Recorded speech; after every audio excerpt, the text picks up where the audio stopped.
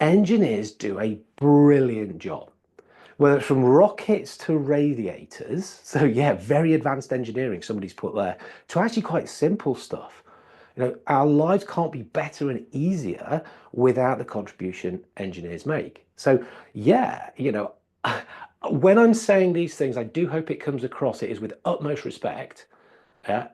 Or in some cases, because I'm not an engineer, this is stuff I've seen, and that a genuine desire to help people do that really good stuff.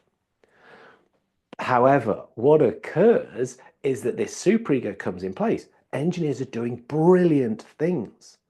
They're problem solvers. Now, that's a conditioning that people will have, and quite rightly so. Top performers who are doing excellent things. But then this can make it difficult to give feedback about where there's knowledge gaps or why what they're trying to do in the way they're trying to do it might not be the best way. Yeah. So that can be where the superego gets in the way of doing something better. It's to do with an identity that's tied back to technical achievements, which are often very, very logical. Yeah. And so sometimes sales is a bit illogical. It's counterintuitive quite often. And so kind of human dynamic conversations can be a little bit difficult. Yeah. Another thing that I see is that often people can be a bit dismissive of sales training, yeah, the frameworks, because it can be considered a dark art. It's not, it's process, basically, but there can be a resistance to wanting to understand that stuff. It's like, hey, I'm brilliant at this. I know what I'm doing here. This other help. I don't need it. I'm beyond that.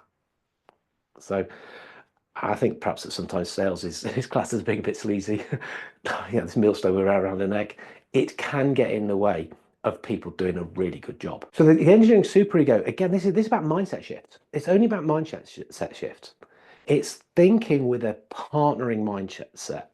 How we kind of reframe sales as problem solving, because that's what it is, and how we position ourselves to sit together and approach a problem collaboratively.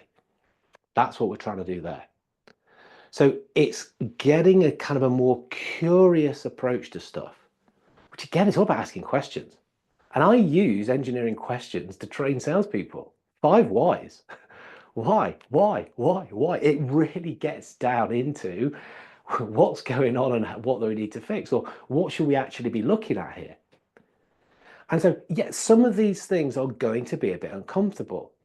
When we're talking to people about what's going on in their world, we might not be completely sure about, yeah, and kind of going into kind of more of emotional side of stuff, it can be a bit uncomfortable. We're going to feel uncomfortable.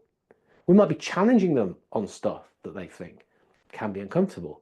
But if we know why we're doing that and how to do that elegantly, it has an impact.